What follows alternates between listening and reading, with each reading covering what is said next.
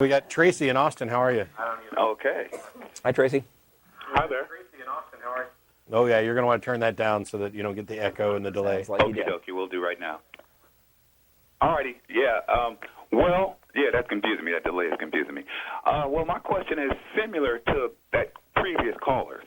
I was telling the guy there before I was talking to him about getting screened, and I was just saying that I'm not wanting to get into the religious dogma of the Christianity of Muslims and how they've been persecuted and all that, because you guys make a very good point in what you're saying, and I watch from time to time. Okay, but my biggest question is, and I started having these questions, like that dude, my mother died some years back, and I was raised like so many of us were, Christian, or, you know what I'm saying, up to Jesus and all that stuff. And as soon as they started dying, and I mean basically my whole family just started pretty much dropping. And I found myself almost alone. So, Right. You know what happens normally. What happens, well, then if that happens, then that must not have been true, everything that they taught me, is what I'm thinking. Okay. So then it put me on this 10 to 12-year, I guess, excursion into life and death and life after death. And I read a lot of manuals about life after death, these people that die supposedly, and, you know, their souls and spirits go someplace else. I don't even want to touch on all that as much as what I want to ask you is one question. How do we, as atheists, if you're an atheist, if I'm an atheist, how do I personally get around the fact that creationists and atheists agree on one thing? And not too many people bring this up, but we all agree on one thing. The whole world agrees on one thing, the whole educated world, and that is, if you go back in time far enough, atheists, scientists, and creationists agree that at some point in time, before there was time, there was nothing. Everyone seems to be able to agree that there was absolutely nothing.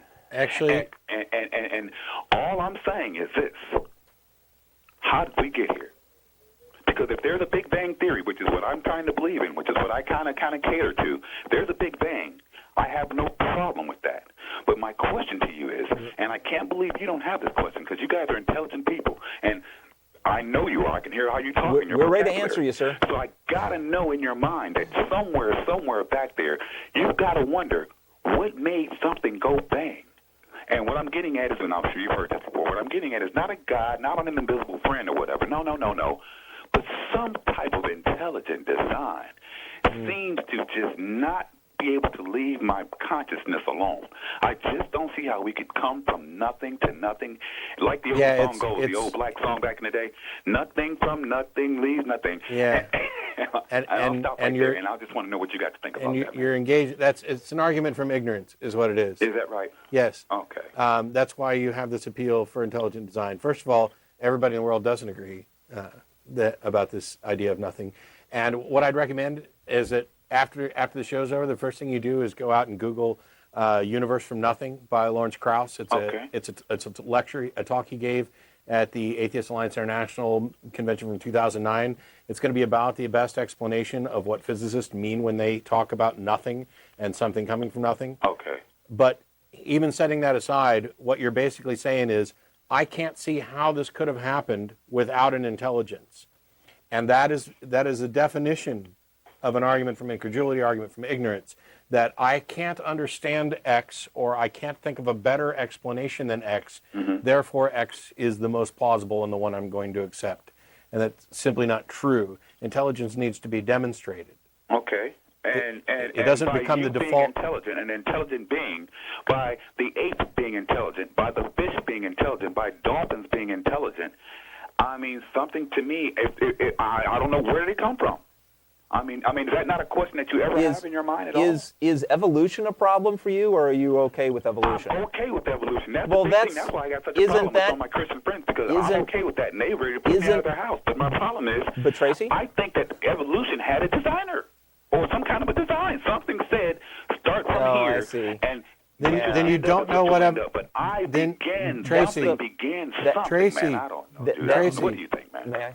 Yes. Yeah, Tracy, but that's the whole point of the theory of evolution. Okay. Is how is it that all these different forms could come into existence in all their varied types and with all their varied abilities without intelligence? That's what evolution is about. Now, I know it's very popular for a lot of people who still have an impulse to want to believe that there is a guiding hand behind all of it, it's very popular for them to say, well, you know, maybe the process is tweaked by an intelligence as it goes along. Yes, exactly. But Well, what do you think? but the What's your point, answer? What's your but what scenario? I'm What telling do you you, come up with? Nothing what at I'm all. telling you, It's okay. Tracy, what Okay. I'm telling you is the point of the theory is that you don't need that. Oh. That intelligence slapped on top of the process of evolution is extraneous and unnecessary. Okay. And if you think it's not, it's because you don't yet have a complete grasp of what the theory is saying. It's like saying that you believe that an oak tree can grow out of the seed, but that you think there's some being who comes along and bends the limbs just the right way, you know, in between. No, my friend. It is exactly like that. That's an analogy, Because we Tracy. both agree, and we all agree that it came from that damn seed. We know that. Yeah, but but- what I want to know is where'd that seed come from? Okay, From so the now tree we're back. before it. Well, that's why I asked about evolution, right? Because if you're okay with evolution, Yeah. then you should be okay with the idea that It just happened? no, just a minute. Evolution didn't just happen. There's natural laws that all of the physical parts involved in evolution are And following. what you just said there, But- laws.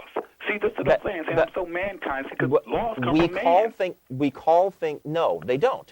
We call things laws. Maybe it's an analogy. Maybe it's not. Yeah. Maybe the fact that we use the same word for things passed, rules passed by men, and for processes we see happening automatically in nature. Okay. Right? Maybe the fact we use the same word for those two things is confusing, but they're not the same kind of thing. Okay. Right? Then that's not what I mean when I use Yeah, the because word. when they talk about laws of gravity and laws the- of nature, and I- those are like rules and laws. It seems like they're rules or laws, and it They- seems like they- certain things have to follow them. You know what I'm saying? Like they- Newton's thing of well- gravitation.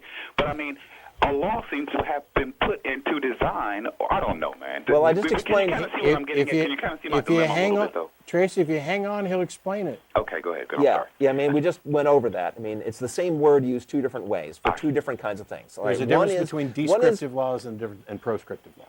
Okay. Okay, That's a right. good point. Descriptive laws are we look at what is happening and we see the way that nature behaves, right? Yes. And we find regularities, and then we say, well, that is the way it behaves. We'll call that the law, right? Okay. The law of gravity, right? That clears that Laws up. of motion. That makes sense. We're using the word law for a Yes. thing we simply observe happening in nature. But the reason why things in nature happen, that things in nature follow those laws, is because of the physical properties of those things interacting. Yes.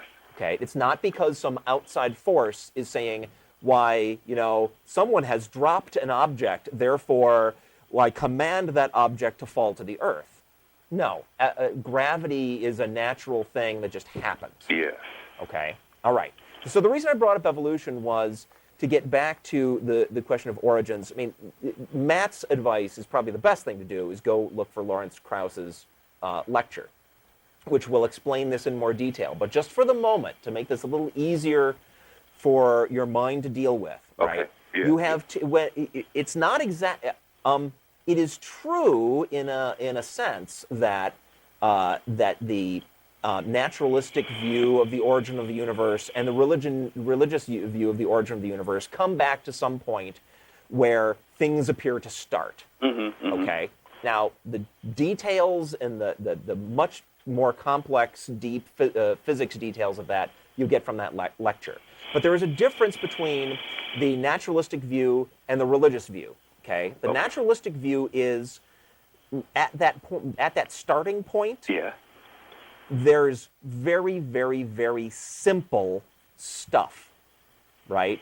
Okay. There's a hot, I'm not sure what the right, plasma is probably not even the right word, right? And we have a physicist here, and he can't jump in the middle of this. But there's just a initial condition that's very hot, very dense, right? I mean, matter hasn't even condensed out of this stuff yet. That's what you have on the one hand. Incredibly simple. And then on the religious view, you have an intelligence. And an intelligence is an incredibly complicated thing. So between those two views of that starting point, right, the naturalistic view is the simpler one, the one that takes much less of a leap to accept. See what I'm saying? Okay. Okay. And if you can accept that, if you can accept evolution, that diversity and complexity and things emerge from the interaction of stuff, all within natural laws, then you should be able to accept that the galaxies and stars and planets could form out according to natural laws out of that very simplistic set of starting conditions. Right? Okay. That's what I'm saying. Look at the difference, that what religion is asking you to believe at that starting moment is something much less likely, right? Much more of a stretch, something hugely more complex, an intelligence that has not only that, but it has the power to guide everything else that's happening, right? Okay. That's what religion is asking you to believe. Yeah. And physics is just asking you to believe. I'm sort of having some problems with that right there. My biggest problem is what we're talking about. Is what we're talking about is that starting point, man. That one initial starting point. And I guess if I can just wrap my mind around that. We're recommending you watch that lecture. That's what I need to do, man. The other thing that I'd say is that, not quibbling over the ideas of nothing or whatever else, we're at a point where we understand that at some point the universe began to exist in the current form that we observe it. And we've identified, we label that in most of the time we label that as Big Bang. Big Bang cosmology. I mean, it's already been confirmed to the extent possible that we can confirm it by cosmic microwave background radiation that it did in fact happen. So then you say, what happened before the Big Bang? Well, it may be, hang on, it may be the case that is a bad question.